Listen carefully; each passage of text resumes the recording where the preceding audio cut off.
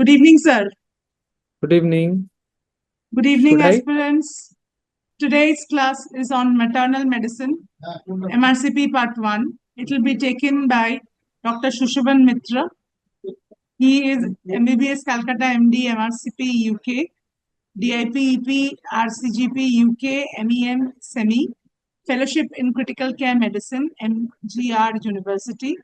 He's a member of Royal College of Physicians, London, Chairman, Indian Society of Critical Care Medicine, Chennai, and is a member of American College of Physicians. And he's a Chief Critical Care Physician, Jerry Care Hospital, Chennai. So, sir, I hand over the class to you. You can begin the class. Oh, thank you, Mitra, for such a wonderful introductions. Okay, Thank you, sir. I think yeah, I will like to start now the class. Before I start, a few things. Like the maternal medicine is a little bit basically predominantly the topic of part one. There are some questions can come in part two, but it's a predominantly topic on part one.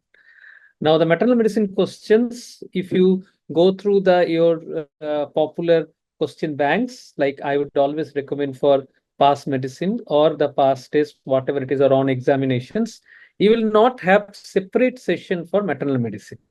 Like each session, you will have like few the cardiology or dermatology or endocrine, they will have the maternal medicine questions, one or two questions separately. So the maternal medicine topic, which is predominantly there in the Kalra book, which is the exclusively for the part one. And the Kalra, they will have the topics each one, they have categorized it. So you will get the question 2 to 3 questions in the real exams, and for that, or you have to know this thing very categorically. This is the normal different from the normal patients how you are reading with that. So I have tried to jot down all the changes which is happening during the pregnancy and what all the diseases can come in pregnancy and how do you do that, including dermatology and all.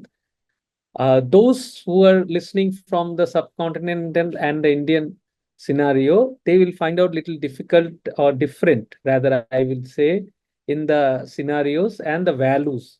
Please don't correlate with your current practice because this is predominantly for the Royal College to practice in UK.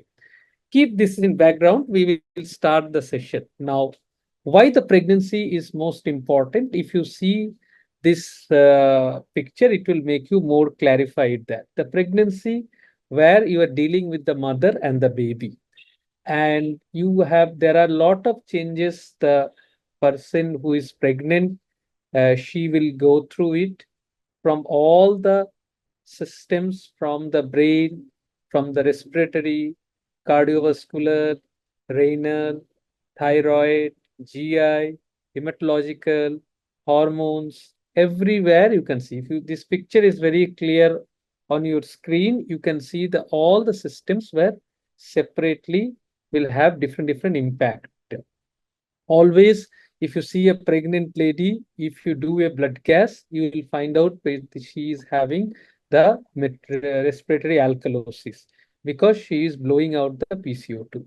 You always find out that the patient having some symptoms of cardiovascular disease, like patient will having tachypnea, they will have high heart rate, and they will have increased cardiac output. So all the systems will have differently it impacted the pregnancy.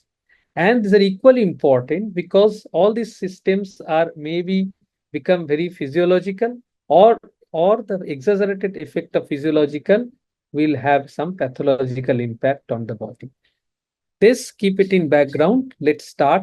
We'll see that how we are going to deal with that. Give me a moment. I hope it is very clear. If somebody just tell me. Yes, sir. Okay. So I'm sure it is visible. Okay. So as I was telling that like that, the physiology of pregnancy has impact all the systems and body, and each of the systems adapt according to their capability to adapt the normal demand of basically the fetus. So the fetus, more specifically the feto-placental unit. And normally the pregnancy complications can arise because of the exacerbated physiological adaptations if it is not occurred. So we'll see by one system. Let's start with the cardiovascular system. Now, usually, what is happening in pregnancy that you will have increased the plasma volume from 2006 to 2.6 liter to 3.8 liter mostly. Basically, it will reach in the plateau by the 32 weeks, 32 40 weeks of gestations.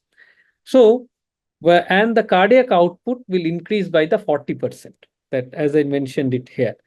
Now, why the cardiac output is increased? Basically, because of cardiac output is nothing but the heart rate and the stroke volume. In pregnancy, the heart rate will increase and stroke volume is also increased. So subsequently, the cardiac output is also in increase, and it will always go up to 4.5 liter to 6 liter per minute. This will go in the plateau by the 24 to 30 weeks, and the cardiac output mostly increase more in the second stage of labor. Please important that the questions multiple times in ask in part 1 that the which stage the cardiac output is more. It's in the labor, it is the second stage of labor, and it will go the plateau up to the 30 weeks of gestations. And there is an increase in the heart rate and increase in stroke volume, which I always mentioned it like that. This is important when you are reading like this. There is also a physiological left ventricular hypertrophy, and the dilatation with the left ventricular is always happen due to increase in the cardiac output. But the contractility remains same. The structural things is reversible, and it will go back to in reversible postpartum state by the 6 weeks. Equally important. Let's keep this one. Question has been asked this also multiple times on that which is age, it is go back like that. Now, because of this points, that is important things. If you are dealing with that, there is increase. There is a increase in the vasodilation. Peripheral vasodilation will be increased, but there is no increase of pulmonary PVR, pulmonary vascular resistance, or SVR, systemic vascular resistance. The capillary wedge pressure remains same. And when this kind of capillary wedge pressure remains same but stroke volume increase, they are prone to develop pulmonary edema. That's why it is very common that the pulmonary edema is more common, or peripartum cardiomyopathy is more common in second stage of labor up to the 15 days of postpartum. This is important piece of information. Kindly imprint this in your brain that the postpartum or peripartum cardiomyopathy is very common in second stage of labor up to the 15 days of postpartum. And this is because of you have an increased stroke volume, which will go by up to the 6 weeks. But in the second stage of labor, it won't go to peak. And because of capillary wedge pressure is not increasing, because there is decreases SVR and PVR, they are prone to develop peripartum cardiomyopathy. I'm not going to detail each one things that how cardiomyocytes happening in pregnancy. I will deal with only the exam related questions and all that. Now, next, because of upward displacement of the diaphragm, the heart of the apex is moved little less towards the left. And that is why you will see some ST changes, the ST depression changes, and T wave inversion in the lead 3. And also there will be the left axis deviation. A very important point, please note it down. These are the common physiological finding in ECG in pregnancy. So if you are getting this kind of pregnancy in the real clinical scenario also, this is not pathological. You have to correlate clinically at that point of time. And this questions has been always asked that the ECG changes regarding that. Is there it is important or not? Please note it down in there. If you do the echo, you will find out little bit of pericardial effusion and the MR, regurgitation, mostly mitral regurgitations and all, valvular regurgitation, which is because of the dilatations. This is also is the physiological. This can become pathological based on your previous heart vascular resistance or diastolic dysfunction. We are not going to detail in this part, but I just wanted to let you know. Yes, correct. Stress cardiomyopathy. It can happen like that way. I'm not coming in detail that it can produce Takasubus cardiomyopathy also. if you keep think this is the reason for it, as I told you.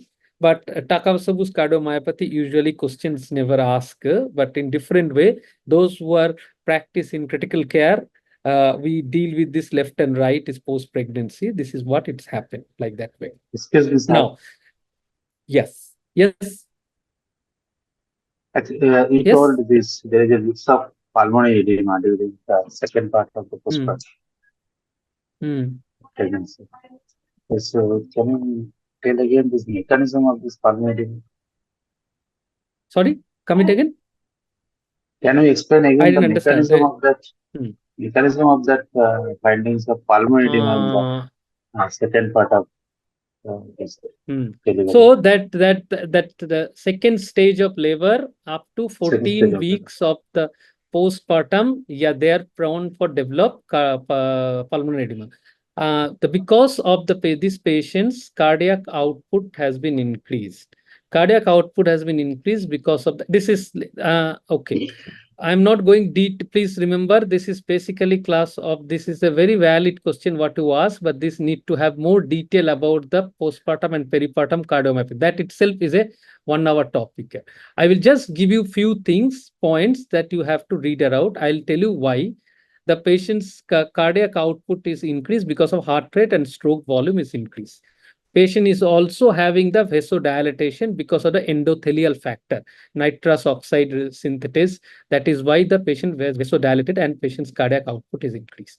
But patient's capillary wedge pressure will be not increased because of the SVR and PVR, pulmonary vascular resistance, and stroke systemic vascular resistance will be decreased. Because of this mismatch, they are prone to develop the pulmonary edema, peripartum or postpartum cardiomyopathy. Now, this has to be very much, there are a lot of physiological changes happen, including the cardiomyocytes and the chemical changes in the level of peripheral vascular as well as in the level of the pulmonary capillary wedge pressure level. Because of this mismatch, they are prone to develop peripartum cardiomyopathy. That's why we always keep in back of your mind when I'm that this stage, we have to be very careful about the volume restriction. If you give the volume in this rate, they are prone to develop volume restriction. Though they will appear to you clinically at bedside, they will be volume depleted. So the dictum is very clear. You should not overhydrate them in this scenario. Post-pregnancy, like we try to give you a lot of IV fluids. This is actually a decremental that can go. That is why I specifically put that point. It's very important for us in knowing that. The second stage of labor, patient's cardiac output, there's also a pain factor because of the level of pains, and that's why a lot of bradykinins will secrete, and that's why the level of cardiac output go its peak in the labor. That's why I mentioned that way. So that's the basic gist of pulmonary edema, why develop. Now, this is the just only thing. There are a lot of mechanism chemically, how nitrous oxide synthesis is happening, how prostaglandin is happening. That's a separate way. If I explain, then today I'll finish it up with that only. So that's the reason. If we are doing one class separately, I'll take for that, the particularly peripartum cardiomyopathy. Is that okay? Yeah. So move it to Thank you, that, sir. keep it in back of Thank your you. mind. No problem. You're welcome. That keep it in mind that there will be decrease in total peripheral resistance, and that will increase the further cardiac output.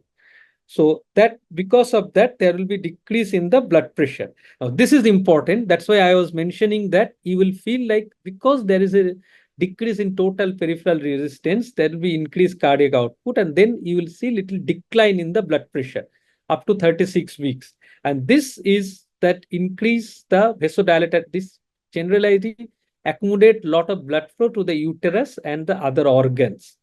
And this is why you will appear that they will appear like a little bit of vasodilated or little bit of volume depleted. Keep it in back of your mind. Now that this is where you have the changes in, basically these changes happen in cardiology. I think a little bit of repetition, just a minute. Yeah. Now, keep it all the symptoms of the pregnancy. There are a lot of symptoms which is appear to you like they are having some cardiac disease. That the pregnancy, they will have dyspnea, palpitation, peripheral edema. So if you have, whether you have a cardiac disease or not, you have to evaluate because pregnancy sometimes mimic like the cardiac disease. And you will always have a ejection systolic murmur, which is now almost 96 to 97% people will have because of the high blood flow. Along with the patient will have an anemia. I will tell you why the anemia will happen like that. So this is the most commonly changes happening in cardiology side, and the important points where you get this all exams happen. Now, respiratory system. As I telling you, keep telling, there is no change in the vital capacity. Now, this questions has been multiple times asked that they will tell that find out all those things true regarding the pregnancy. The vital capacity has been changed during pregnancy. Vital capacity is not changed during pregnancy. Please remember, these all questions predominantly asked in the part 1. But there is a change in the because of the diaphragm push up. There will be change in pregnancy because of diaphragm push it up, and the patient will have little tachypnea. There will patient will have CO2 washout, and this will proportionally fall the PCO2 to down, and that also the bicarbonate levels will match along with to maintain the normal pH. So patient will always have the respiratory alkalosis. So respiratory alkalosis is very common finding in patient in ABG when you have a pregnant lady in front of you. Now PCO2 is raising in a pregnant lady patient is a indication to intervene. Please remember, in a pregnant lady, PCO2 will be always in the lower side than normal. If you are getting pseudo normalization in PCO2 in a pregnant lady, that means the patient is becoming sick. This is the tips in the bedside, and this is the question of your exam. This is important. Can you anybody tell me where other place may you will get the pseudo normalizations of APPCO2? Any idea? Oh, Pulmonary okay. embolism? No. Pulmonary embolism, PCO2 will be washed out only. In the asthma, if you are saying nowadays childhood, thanks to wonderful pediatric services, nowadays will not get that much acute severe asthma or near fatal asthma, but we do see sometime asthma patient will always have PCO2 washout. If the patient PCO2 becoming normal, you have to intubate the patient or intervene the patients. This is a very rule dictum in bronchial asthma. This is called pseudo normalization of carbon dioxide. So do not get very happy if a pregnant lady or a asthma patient's PCO2 become normal. That means patient is going for respiratory failure. This is the another tip which you remember in the respiratory system. Let's move it to the next. That is called hematological system. So in hematological, there is an increase of the red cell mass. So there is an increase in the red cell mass from the non-pregnant level, almost 1,400 to 1,600. It can go to up to 800 ml. Because of this increase, there is an increased demand of iron also, and that is extent that that also is got increased because of the developing fetus and the placenta, and it also increased the dietary requirement of iron. So that is the reason for iron deficiency in a pregnant lady. Now there is also increase in the plasma volume proportionately to the red cell masses. And when you have proportionally increased the red cell volume, there will be physiological anemia. So pregnancy, there is a physiological anemia because there is a fall of hematocrit and hemoglobin concentration, almost 1.5 gram per liter. This is important value. Please remember that is called that the physiological anemia. So this is also important, and question has been come in part 1, different times, little older days. Like this has the physiological anemia seen in the pregnant lady. So this is equally important. A very important point, and this will help you. The point the lady who's just raised the voice regarding the pulmonary embolism, the pregnancy is a very prone to have pulmonary embolism, and this is why, because there is an increased level of factor 8, factor 7, factor 10, and also in the level of fibrinogens. This is why they are very much almost going to the double the amount, and that's why the pregnancy itself is a hypercoagulable state, and they are prone for developing DVT or pulmonary embolism. These are the few changes which is happening in the hematological ones. There's a very important point that the WBC counts can increase and can go up to the 20 into 10 to the power 6, almost 20,000, 10 to the power 9 in a stressful, particularly this is very common in post labor. And this is more important that this is a very clear cut, not only important for the exam and more than exam, it's very important in the real life. You do a post labor CBC, count is 15,000, and you are considering there's a puerperal sepsis or postpartum sepsis, start treating, bombarding with antibiotic. Please remember, in the labor, stressful condition, there will be reactive leukocytosis. So you have to go for the other markers of infection to make sure that this is not a infective one to get there. Okay. There is a decrease in platelet concentration also sometimes seen. It can go to up to 1 lakh to 1.5 lakh. So this is the changes we observe in the patient which in the pregnant lady. What are the changes happening in the renal system? The kidney will become little enlarged, almost the 1 centimeter. Kidney will get little enlarged by the length, almost 1 centimeter. The ureter will become more dilated like this. So this dilatation, this is basically happening because of the increased progesterone and also because of the effective of the gravity uterus. The uterus is pushing out that, so that ureter will become very little bit of dilated, and keep it in my back of in your mind. The renal flow will increase almost 1.2 liter per minute in non-pregnant state to 1.5 liter, which will increase the GFR. Now, very important point, if this GFR is increased, there is a fall in blood urea as well as blood creatinine.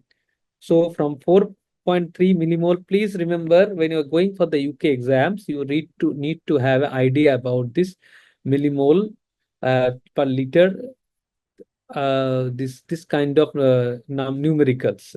So from 4.3 to 3.1 millimole per liter, and the creatinine 0.73 micromole to 47 micromole. That means if you say in Indian standard or the subcontinental standard, it will come back to 0.4 mg per dl.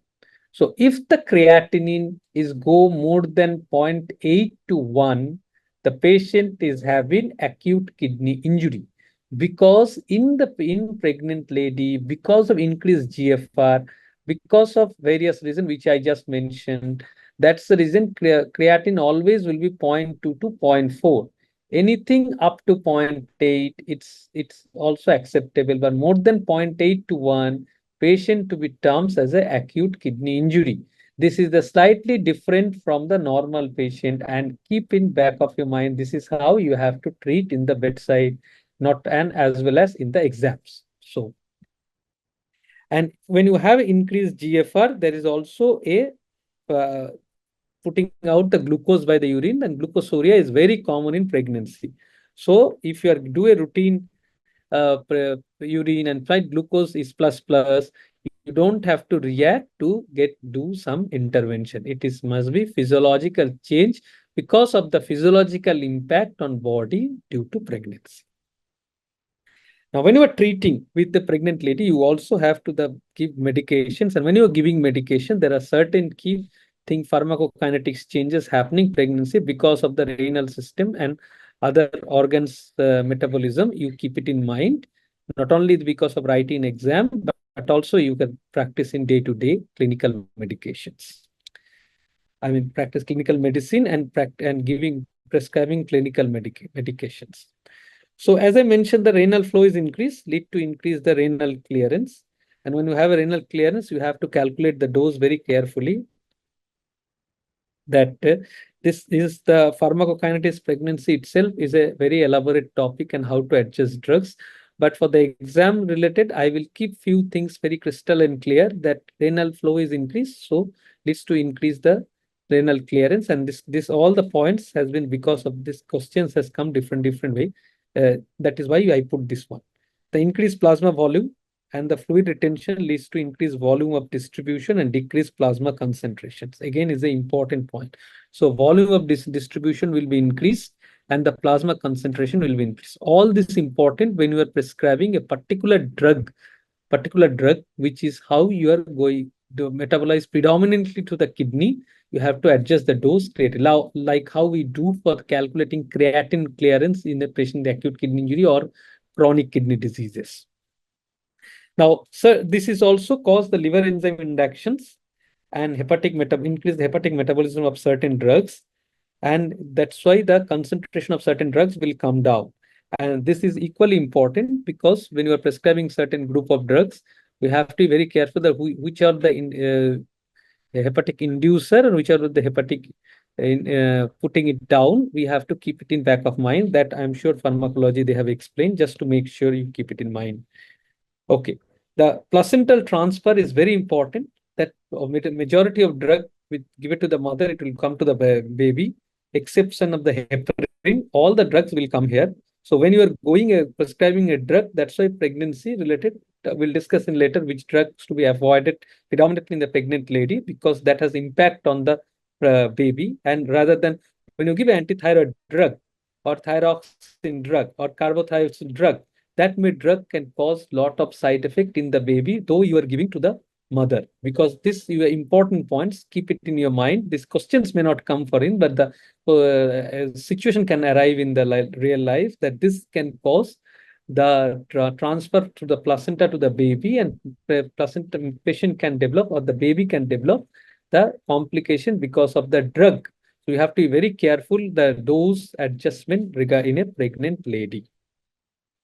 And certain drugs has to be avoided because of the teratogenic effect. That is as clear as that we'll be knowing in from the second professional MBBS to know that certain drugs has to be there and what all the causes. We will again discuss few drugs which has to be avoided in pregnancy because of particularly in the first trimester, because that time the organogenesis will happen and we have to avoidable. We will have a specific drug discuss in the later part. This is we have to do it in a very detail when it come. Not that detail how it's appearing to you, just to remember, mug around the names which is causing and all. We are not going to detail. I always keep telling that when you are preparing for MRCP, prepare for the exam for MRCP. When you are learning for medicine, that is entirely different ball game. So do not mix both them.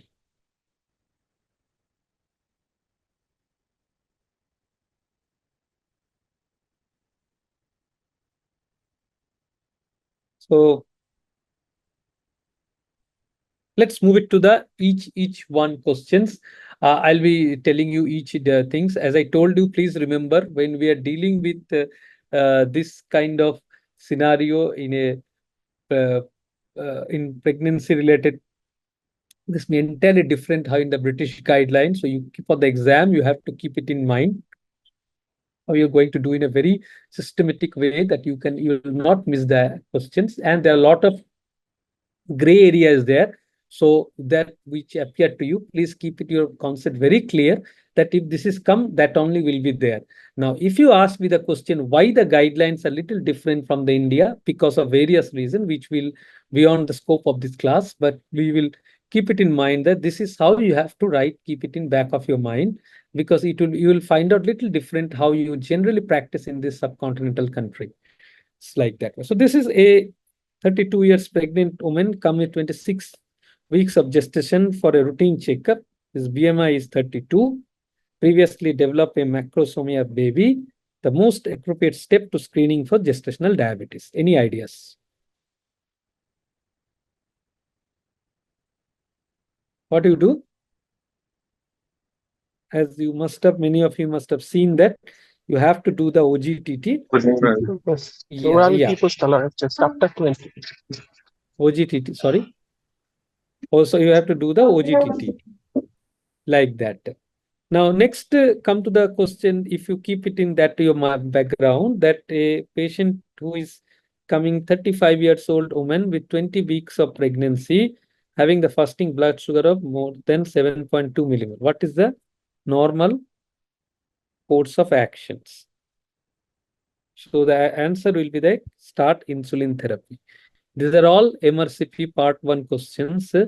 And for knowing that, you need to have a clear-cut idea that how do you pregnancy diabetes, we have to treat with that. Now, this is a very common problem. It can happen. pregnant lady can become gestational diabetic during pregnancy, or patient diabetic mother can become pregnant.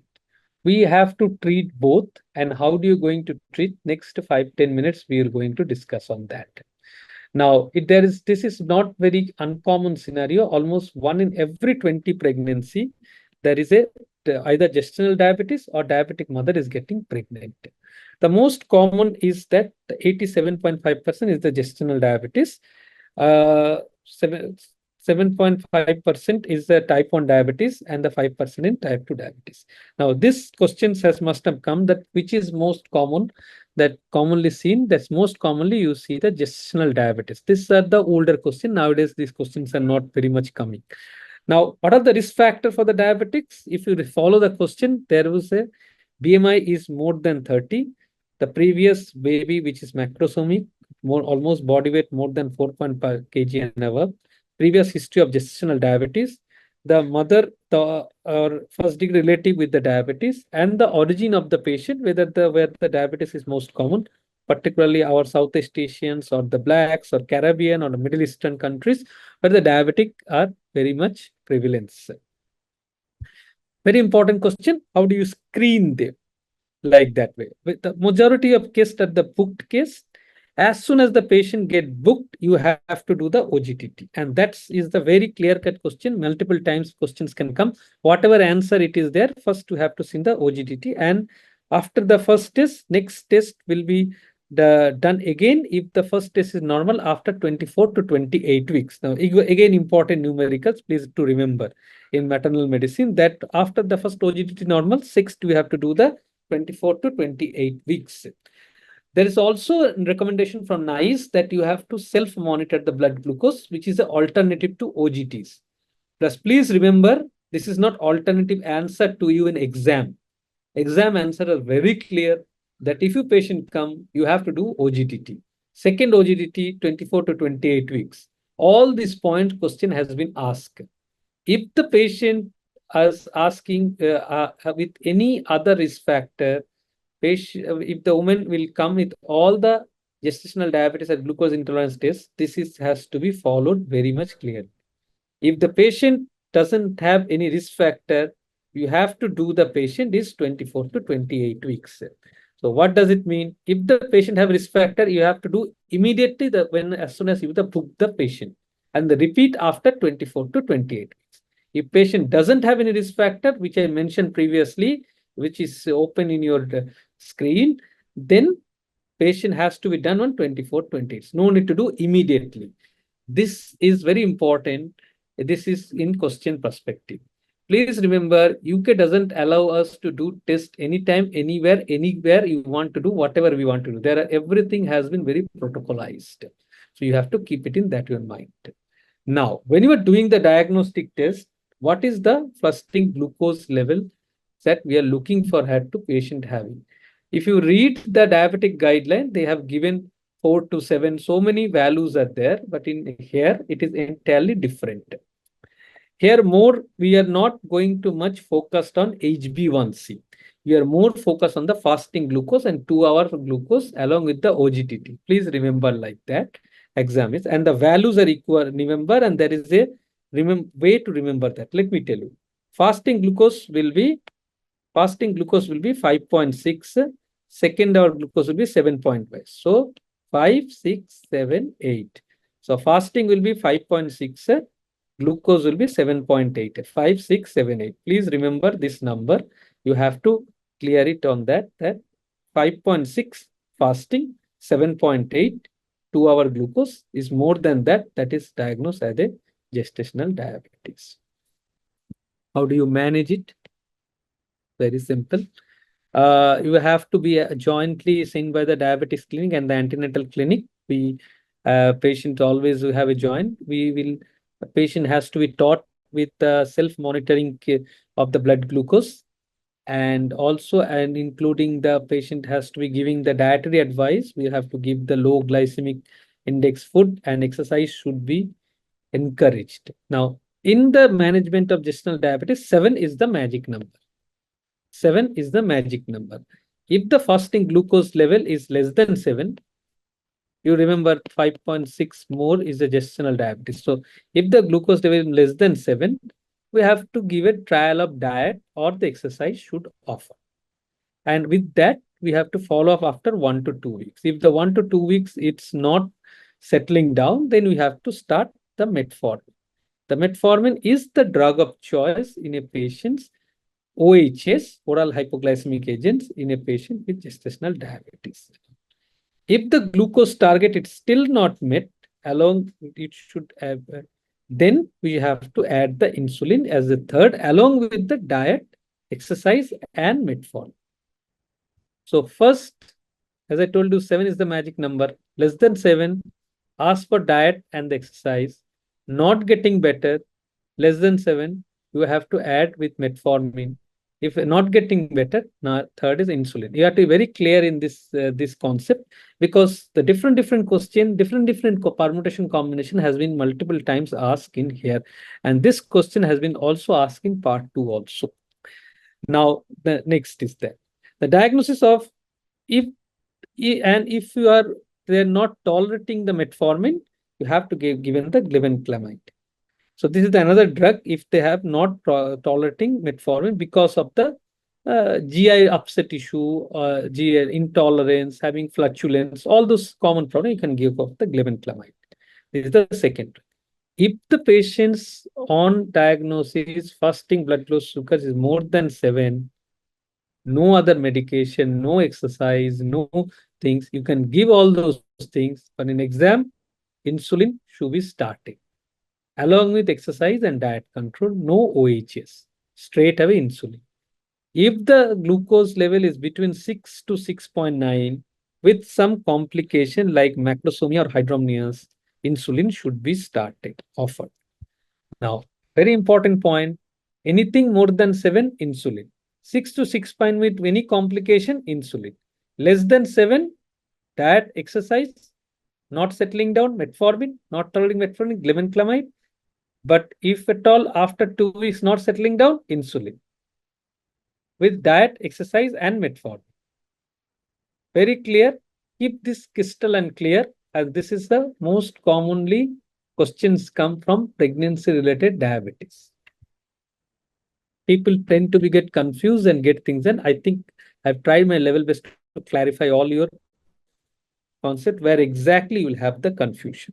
Now, if the patient got pregnant who is previously having the diabetes, you have to encourage the patient to lose weight and keep the BMI around if the less than 27. All OHA should be stopped apart from the metformin. As you previously noticed that the metformin should be always given. And here, pregnancy-related diabetes who were previously, patient who is already diabetic and got pregnant, they has to stop all OHs, continue metformin and continue insulin. Has to start on insulin. Please remember this point. There is no in-between trial and all. It is straight away metformin plus insulin. So again, the concept has to be clear. Folic acid has to be given up to the preconception after 12 weeks. And aspirin has to be start 75 mg 12 weeks until the birth of the baby to reduce the chance of preeclampsia. Okay. There are a lot of debate, lot of paper, lot of articles, lot of guidelines and come on this point. NHS still follow that. We do have RCOG recommendation. We do have lot of ISIS, the European Society of Critical Care. Lot of recommendations are there.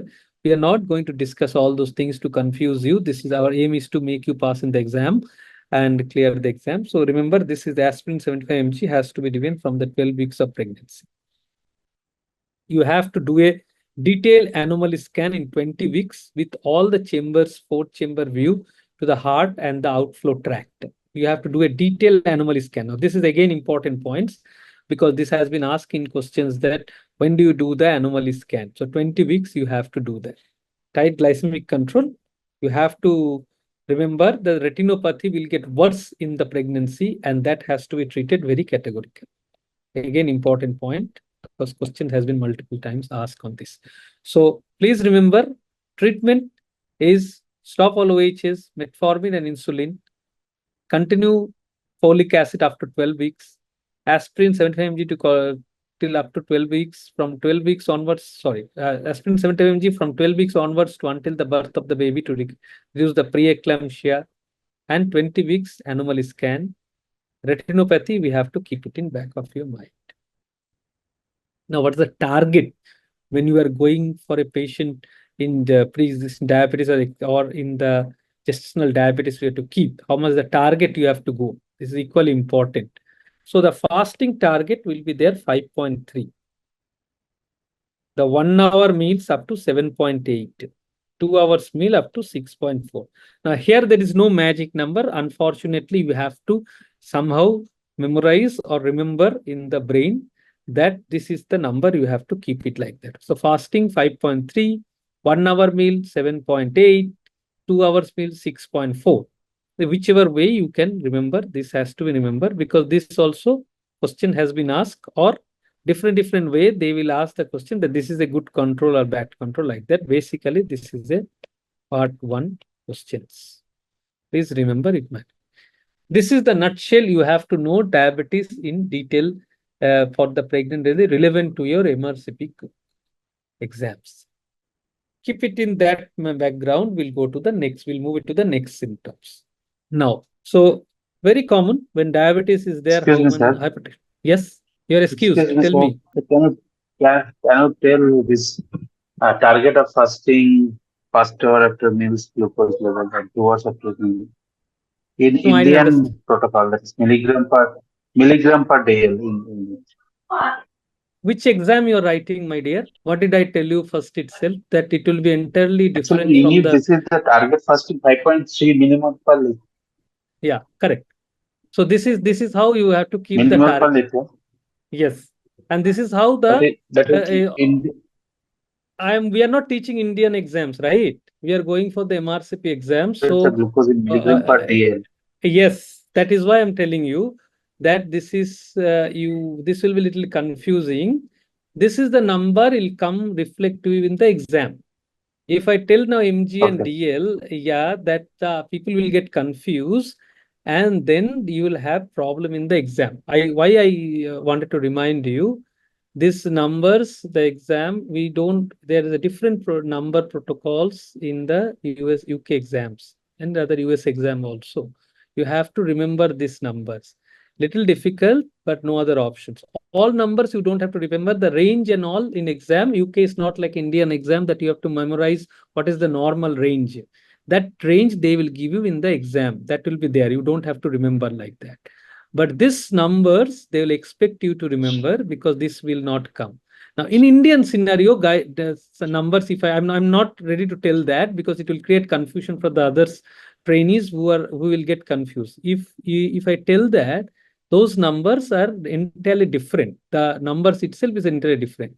You have to remember this millimole, and if you have to train your number millimole until you are writing this exam, or if you are planning to settle in UK, is whatever it is, both way, like that, or in some countries where they follow the millimole systems. So please Right, remember sir. like that. The next few slides, everywhere you will get this similar kind of numbers. Okay, like that way. Okay. I think I'll repeat myself to the all trainees that these numbers you have to keep it in back of your mind. And regarding this kind of questions, that number millimole and all, I think I'm hereafter I'll only discuss about the millimole numbers, not the Indian contest. So keep it in back of your mind. Okay. So we'll move it to the next. No problem. We'll move it to the next topic. Like this is the 30 years old primary gravida of 28-week gestation in the clinic come with a severe headache, visual disturbance. His blood pressure is 170, 112. Urine analysis is showing proteinuria. So they will diagnose having preeclampsia. What is the comprehensive management plan for this patient with there? How do you manage that? So this is the answer. You have to give labetalol, start Maxalf, and monitor the fetal well-being. Very important. This is very common scenario. If all of you who are practicing in internal medicine, or who are that, they will all know that this is how you will get a ops reference. This is very common. So that's how it is there. Now, hypertension in pregnancy will start. Give me a moment. So The recommendation of hypertension of pregnancy that